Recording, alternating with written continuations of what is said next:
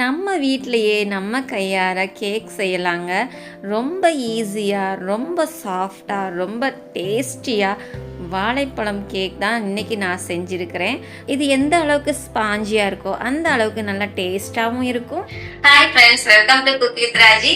இன்னைக்கு வீடியோல நம்ம பார்க்க போற ரெசிபி கேக் ரெசிபிங்க. ஸ்பாஞ்ச் கேக், வாழைப்பழத்தை வச்சு ஒரு ஸ்பாஞ்ச் கேக் எவ்வளவு டேஸ்டா நம்ம வீட்லயே பண்ணலாம் அப்படிங்கறது பார்க்கலாம். இது எல்லாருக்கும் ரொம்ப பிடிக்கும். குழந்தைங்கல இருந்து பெரியவங்க வரைக்கும் எல்லாருக்குமே ரொம்ப பிடிக்கும். கேக் வேணாம்னு சொல்லாதவங்களே இல்ல. சோ அப்படி ஒரு கேக் நம்மளே வீட்ல நம்மளே ஓனா ப்ரிப்பேர் பண்ணலாம். எந்த அளவுக்கு நல்லா டேஸ்டா இருக்கும்ங்கிறது பார்க்கலாம். வீடியோக்குள்ள போறதுக்கு முன்னாடி நம்ம சேனலை சப்ஸ்கிரைப் பண்ணாம பாத்துட்டு இருக்கீங்கன்னா உடனே சப்ஸ்கிரைப் பண்ணிக்கோங்க. கூடவே பெல் ஐகானையும் கிளிக் பண்ணிக்கோங்க. நான் எப்போ வீடியோ போட்டாலும் உடனே உங்களுக்கு நோட்டிபிகேஷன் வரும். சோ வாங்க வீடியோக்குள்ள போலாம். அப்படியே வீடியோக்கு லைக் பண்ண மறந்துடாதீங்க. கேக் ரெடி பண்றதுக்கு நான் 2 முட்டை எடுத்திருக்கேங்க. இந்த 2 முட்டைய நம்ம உடைச்சி ஒரு பவுல்ல சேர்த்துக்கலாம்.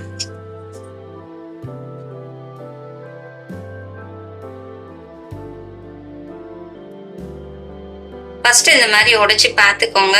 முட்டை இந்த மாதிரி நல்ல முட்டையா இருக்கணும். 4 முட்டையா இருந்துச்சுன்னா கேக் டேஸ்ட் இருக்காது.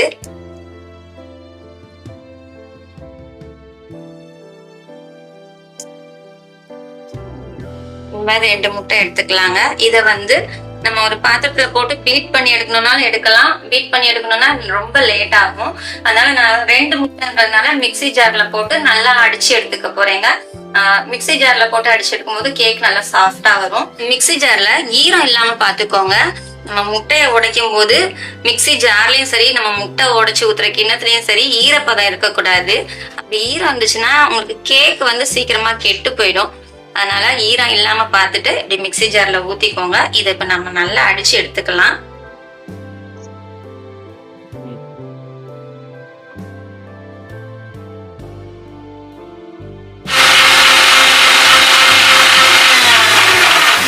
இந்த மாதிரி ஒரு 30 செகண்டுக்கு ஒரு 4 தடவை விட்டு விட்டு அடிச்சு எடுத்துக்கோங்க. பாத்தீங்களா, இந்த மாதிரி வரணும். இப்ப இந்த ஸ்டேஜ்ல நம்ம இதுல சுகர் ஆட் பண்ணிக்கலாம். நான் இதுல 2 கப் சுகர் ஆட் பண்ண போறேங்க. ஒரு முட்டை எடுத்தோம்னா 1 கப் சுகர், 2 முட்டை எடுத்தோம்னா 2 கப் சுகர் ஆட் பண்ணிக்கலாம். வாசனை இல்லாத சன்ஃபிளவர் ஆயில் 1 கப் சேர்த்திருக்கேங்க. நம்ம முட்டை, அப்புறம் சுகர், ஆயில், இந்த 3ஐயும் சேர்த்துட்டு மறுபடியும் நம்ம அடிச்சு எடுத்துக்கலாம்.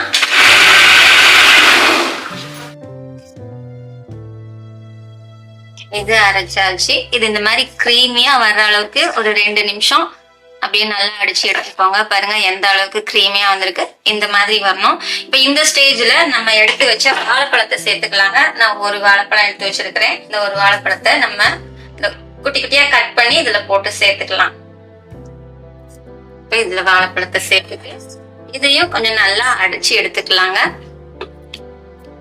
இப்ப இதையும் நல்லா அடிச்சு எடுத்தாச்சு.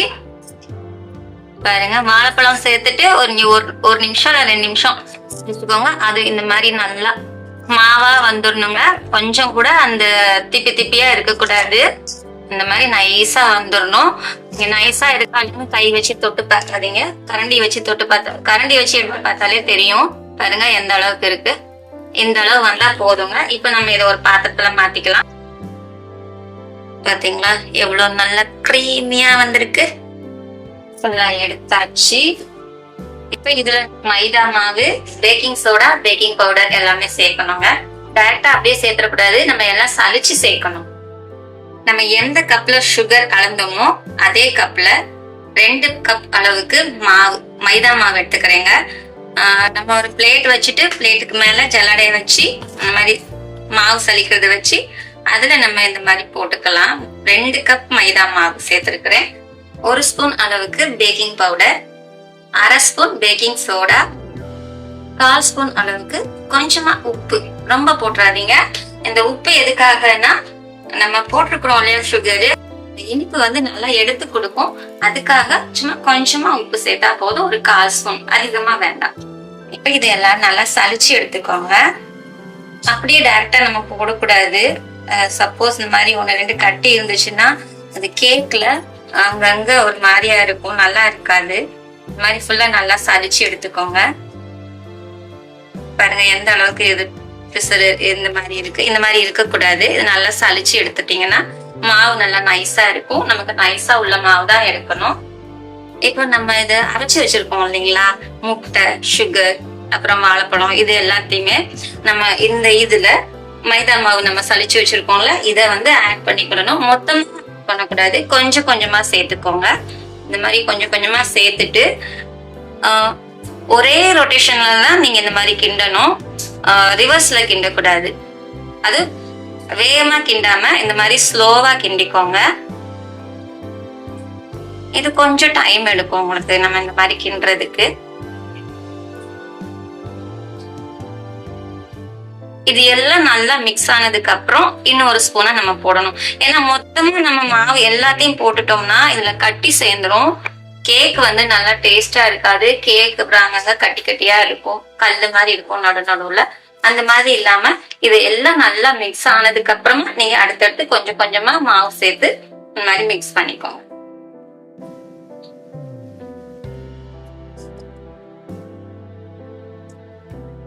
இந்த மாதிரி கொஞ்சம் கொஞ்சமா சேர்த்து எல்லாத்தையும் மிக்ஸ் பண்ணிக்கோங்க. எல்லாம் போட்டு கிண்டியாச்சு. இப்ப ஃபைனலா லாஸ்ட்ல கொஞ்சமா இருக்கு, இதையும் போட்டுடலாம். போட்டுட்டு இதையும் மிக்ஸ் பண்ணிக்கலாம். எவ்வளவு கட்டியா வந்திருக்கு, இதுதாங்க கரெக்டான பதம். இப்ப நல்லா மிக்ஸ் பண்ணியாச்சுங்க. இப்போ நம்ம இதுக்கு நல்ல வாசத்துக்கு வெனிலா எசன்ஸ் ஒரு ஸ்பூன் சேர்த்துக்கலாம். வெனிலா எசன்ஸ் சேர்க்கும் போது நல்ல மணமா நல்லா இருக்குங்க. இப்ப இதையும் நல்லா மிக்ஸ் பண்ணிக்கலாங்க.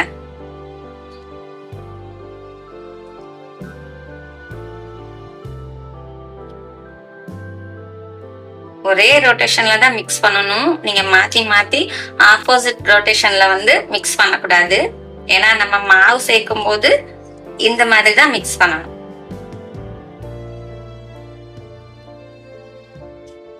பாத்தீங்களா, எல்லாம் நல்லா மிக்ஸ் பண்ணியாச்சு. எந்த அளவுக்கு நம்ம இப்படி எடுத்து ஊத்துனோம்னா அந்த ரிப்பன் மாதிரி விழுகணுங்க. இதுதான் கரெக்டான மெஷர்மெண்ட். இந்த அளவுக்கு இருந்தா போதும். இப்போ நம்ம ஒரு கேக் பாத்திரத்துல மாத்திக்கலாம். கேக் மோல்ட்ல கொஞ்சமா எண்ணெய் ஊத்திக்கலாங்க. எண்ணெய் ஊத்திட்டு இதை ஃபுல்லா அப்ளை பண்ணிடலாம். எண்ணெய இந்த மாதிரி எல்லா பக்கம் மேல வரைக்கும் ஃபுல்லா இந்த மாதிரி அப்ளை பண்ணிடுங்க. அப்பதான் நமக்கு கேக் வந்து வெந்து எடுக்கும் போது ரொம்ப ஈஸியா வரும். அதுல பாத்திரத்துல ஒட்டாம அப்படியே வரும். அதனால இதுல பட்டர் ஷீட் வச்சுக்கலாங்க. பட்டர் பேப்பர் வச்சுட்டு இதுல நம்ம அந்த மிக்ஸ் பண்ணி வச்ச மாவை எல்லாம் ஆட் பண்ணிக்கலாம், சேர்த்துக்கலாம்.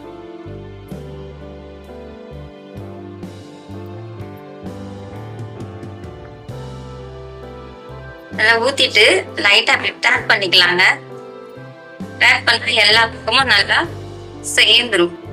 இல்லைன்னா கேப் இருக்கு பாத்தீங்கன்னா, அந்த கேப் இல்லாம எல்லாம் தூத்தி விட்டுக்கோங்க.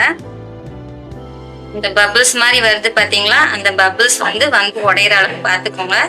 ஏன்னா உள்ள காத்து இருக்க கூடாது.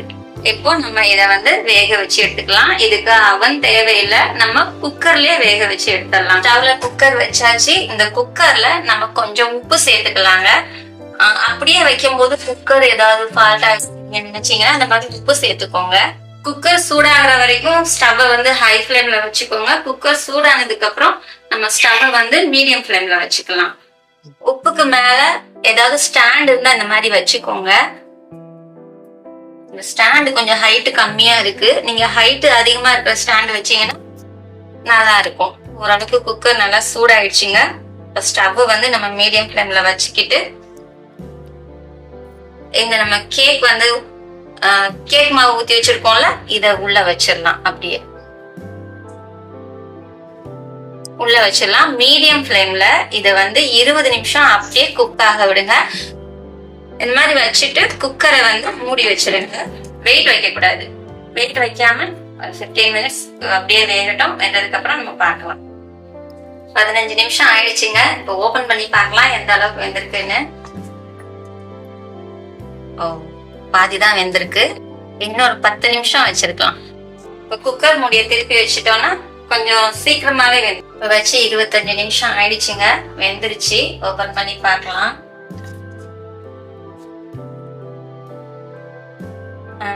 குச்சி வச்சு எடுத்தா குச்சியில ஒட்டாம வரணும். நல்லா ஒரு 10 ல இருந்து 20 நிமிஷம் வரைக்கும் நல்லா ஆறட்டும். நல்லா ஆறிடுச்சுங்க. இப்ப இத சைட்ல ஃபுல்லா கட் பண்ணி எடுத்துருவோம். அழகா ஒட்டாம வருது பாருங்க. கட் பண்ணவே தேவையில்லை, அப்படியே வருது. எடுத்துட்டு ஒரு வச்சு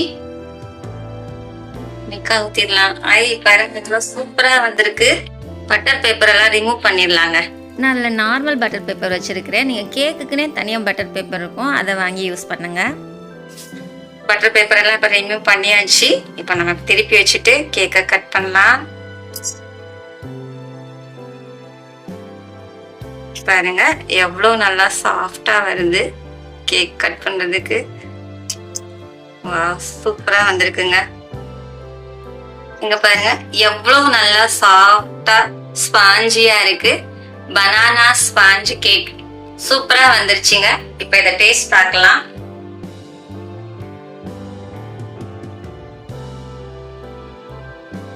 இனிப்பு அந்த டேஸ்ட் எல்லாமே ரொம்ப நல்லா இருக்குங்க. வாழைப்பழம் ஸ்பாஞ்ச் கேக் வந்து ரெடி ஆயிடுச்சுங்க. ரொம்ப ஸ்வீட்டா நல்லா சாஃப்டா நல்லா டேஸ்டியா இருக்கு. குழந்தைங்கள இருந்து பெரியவங்களுக்கு எல்லாருமே ரொம்ப விரும்பி சாப்பிடுவாங்க. இந்த மாதிரி நீங்களும் ட்ரை பண்ணி பாருங்க. உங்களுக்கு இந்த ரெசிபி எப்படி வந்ததுன்னு கமெண்ட் பாக்ஸ்ல கமெண்ட் பண்ணுங்க. இந்த வீடியோ உங்களுக்கு ரொம்பவே பிடிச்சிருக்கும்னு நினைக்கிறேன். வீடியோ பிடிச்சிருந்தா வீடியோக்கு லைக் பண்ணிருங்க. அப்படி நம்ம சேனலை சப்ஸ்கிரைப் பண்ணாம இருந்தீங்கன்னா சப்ஸ்கிரைப் பண்ணிருங்க. மறுபடியும் அடுத்த வீடியோல இன்னும் ஒரு சூப்பரான ரெசிபியோட பாக்குறீங்க. பாய்.